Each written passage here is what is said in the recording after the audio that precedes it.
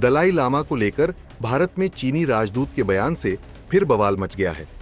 दरअसल भारत में चीन के राजदूत शू फेइहोंग ने दलाई लामा के उत्तराधिकारी और पुनर्जन्म को लेकर जो बयान दिया है, उसने भारत चीन संबंधों में नई बहस छेड़ दी है।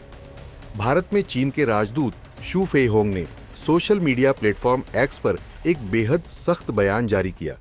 उन्होंने कहा कि भारत के कुछ अधिकारियों द्वारा दलाई लामा के पुनर्जन्म पर की गई टिप्पणियों पर हमें ध्यान देना पड़ा है। चीन इस प्रक्रिया में किसी भी विदेशी हस्तक्षेप का विरोध करता है। इतना ही नहीं, उन्होंने कहा कि दलाई लामा का पुनर्जन्म और उत्तराधिकारी चुनने की प्रक्रिया पूरी तरह से चीन का आंतरिक मामला है। साफ है कि चीन यह जताना चाहता है कि तिब्बती बौद्ध धर्म और दलाई लामा की परंपरा पर उसका पूरा नियंत्रण है। तिब्बत हमेशा से एक संवेदनशील मुद्दा रहा है। 1950 के दशक में जब चीन ने तिब्बत पर कब्जा किया, तब से ही यह इलाका धीरे धीरे एक मिलिट्री जोन में बदल गया। दलाई लामा, जो बौद्ध धर्म के सबसे बड़े आध्यात्मिक गुरु माने जाते हैं, 1959 में तिब्बत से भागकर भारत आए थे। तब से अब तक दलाई लामा भारत के धर्मशाला में निर्वासन में रह रहे हैं। अब चीन ये कह रहा है कि दलाई लामा का उत्तराधिकारी वही तय करेगा, क्योंकि तिब्बत चीन का अभिन्न हिस्सा है। फेइहोंग के शब्दों में कहें तो शिजांग, जिसका असली नाम तिब्बत है, उसे चीन के क्षेत्र का हिस्सा है और तिब्बती बौद्ध धर्म की उत्पत्ति चीन के छिंघाई तिब्बत पठार में हुई है।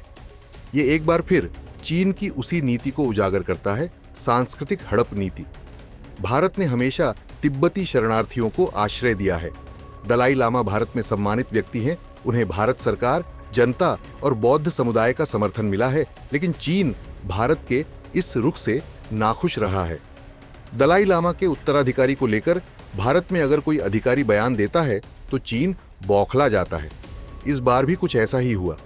ऐसे में सवाल उठता है कि क्या चीन भारत में बैठकर भारत के बौद्ध समुदाय और संस्थाओं को चुप कराना चाहता है? क्या चीन चाहता है कि पूरी दुनिया सिर्फ उसकी बात माने? दरअसल फेइहोंग ने यह भी कहा कि दलाई लामा के पुनर्जन्म और सभी जीवित बुद्धों की धार्मिक मान्यता और उपाधियां तय करने का अधिकार केवल चीन सरकार को है। यह सुनने में अजीब जरूर लगता है, लेकिन 2007 में चीन ने एक आदेश जारी किया था, जिसे ऑर्डर नंबर 5 कहा जाता है।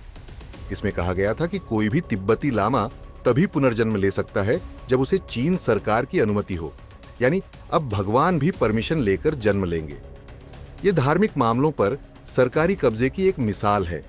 दुनिया भर में तिब्बती समुदाय और मानवाधिकार संगठन इस बात को लेकर बार बार चीन का विरोध करते रहे हैं। दलाई लामा खुद कह चुके हैं कि अगर तिब्बत की धार्मिक स्वतंत्रता नहीं रही तो पुनर्जन्म का कोई मतलब नहीं।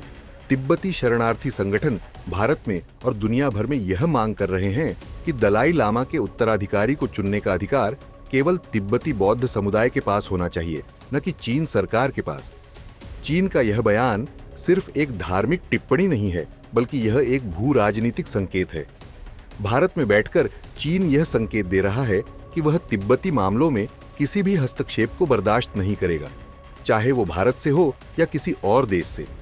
पर सवाल यह भी है कि क्या भारत इस दबाव में आएगा, या फिर भारत तिब्बतियों के साथ खड़ा रहेगा जैसे वह दशकों से खड़ा रहा है। खैर, आपको क्या लगता है, क्या दलाई लामा का उत्तराधिकारी चुनना किसी सरकार का अधिकार होना चाहिए? क्या धार्मिक परंपराओं में भी चीन राजनीतिक दखल दे रहा है? हाँ या ना में नीचे कमेंट करके अपनी राय जरूर बताएं।